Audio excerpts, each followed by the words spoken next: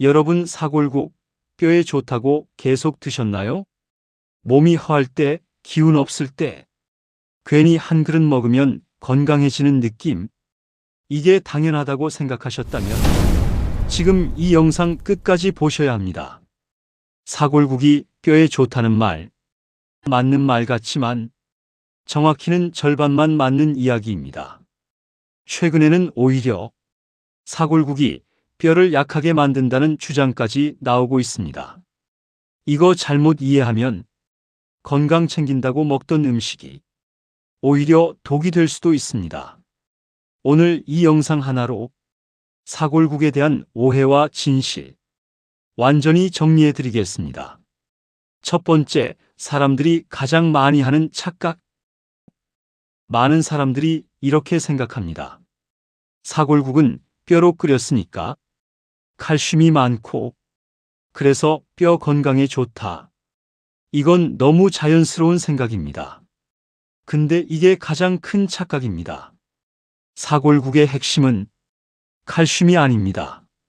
실제로 사골국 한 그릇에 들어있는 칼슘은 하루 권장량의 극히 일부 수준입니다. 생각보다 훨씬 적습니다. 사골을 아무리 오래 끓여도 칼슘은 물에 잘 녹지 않는 성질이 있기 때문에 우리가 기대하는 만큼 국물로 나오지 않습니다.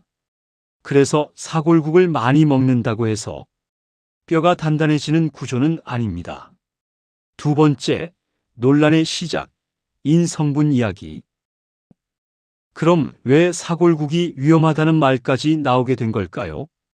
여기서 등장하는 것이 바로 인이라는 성분입니다. 인은 칼슘과 함께 뼈를 구성하는 중요한 미네랄입니다.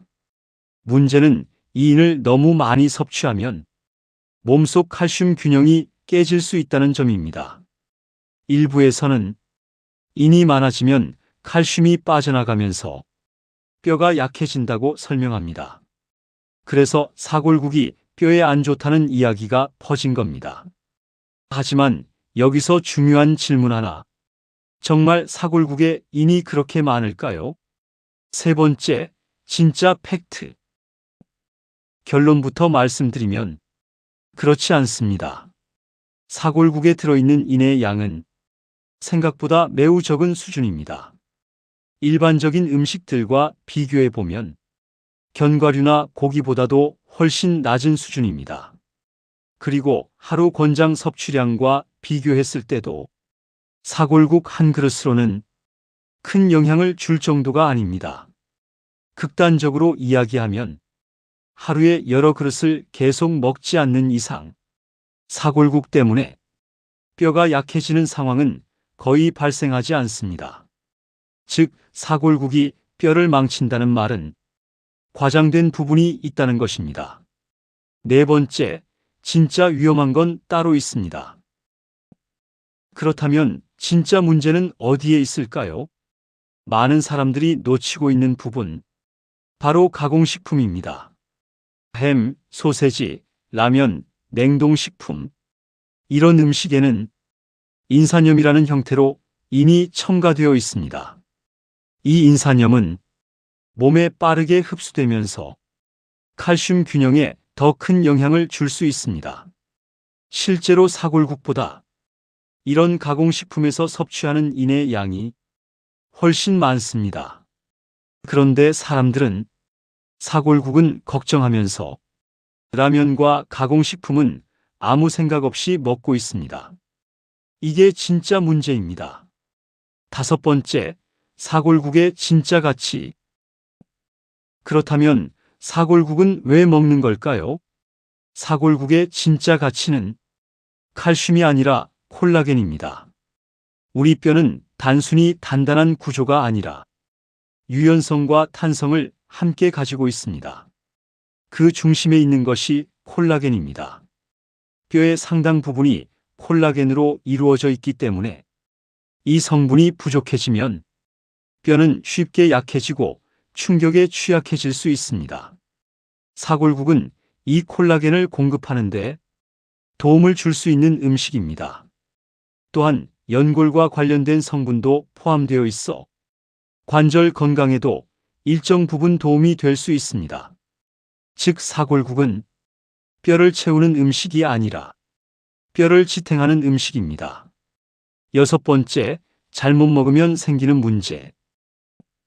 하지만 사골국도 어떻게 먹느냐에 따라 완전히 다른 결과를 만들 수 있습니다. 첫 번째는 끓이는 방식입니다.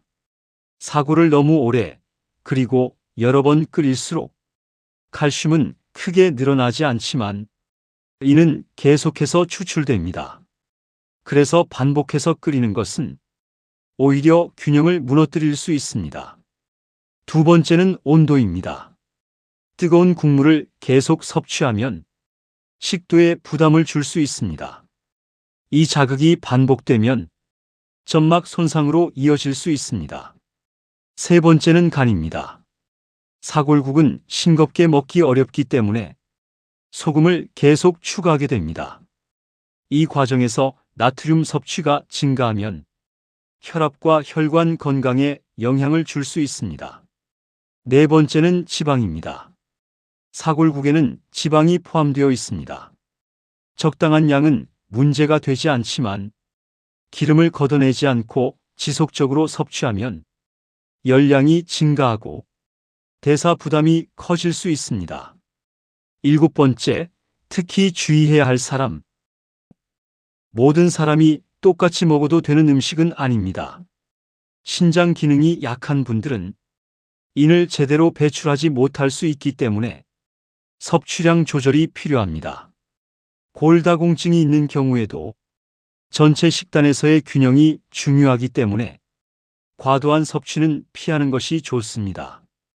또한 혈압이나 대사 질환이 있는 경우에는 나트륨과 지방 섭취를 더 신경 써야 합니다. 여덟 번째, 건강하게 먹는 방법. 사골국을 제대로 먹는 방법은 간단합니다. 사골은 2번에서 3번 정도만 우려내는 것이 적절합니다. 너무 오래 끓이기보다는 적당한 시간 내에서 균형을 맞추는 것이 중요합니다. 끓인 후에는 기름을 식혀서 걷어내는 것이 좋습니다. 너무 뜨겁지 않게 적당한 온도로 섭취하는 것이 좋습니다. 간은 최대한 싱겁게 유지하는 것이 중요합니다. 그리고 채소와 함께 섭취하면 영양 흡수에 도움이 됩니다. 마지막 결론. 정리하겠습니다. 사골국은 뼈를 망치는 음식도 아니고 뼈를 완전히 살리는 음식도 아닙니다. 잘 알고 먹으면 도움이 되고 잘못 알고 먹으면 그저 의미 없는 음식이 될 수 있습니다. 건강은 하나의 음식으로 만들어지는 것이 아니라 전체 습관으로 만들어집니다. 사골국 하나에 집중하기보다 내가 평소에 무엇을 먹고 있는지 그걸 먼저 점검하는 것이 훨씬 중요합니다. 지금까지 모르고 드셨다면 오늘부터는 제대로 알고 드시면 됩니다.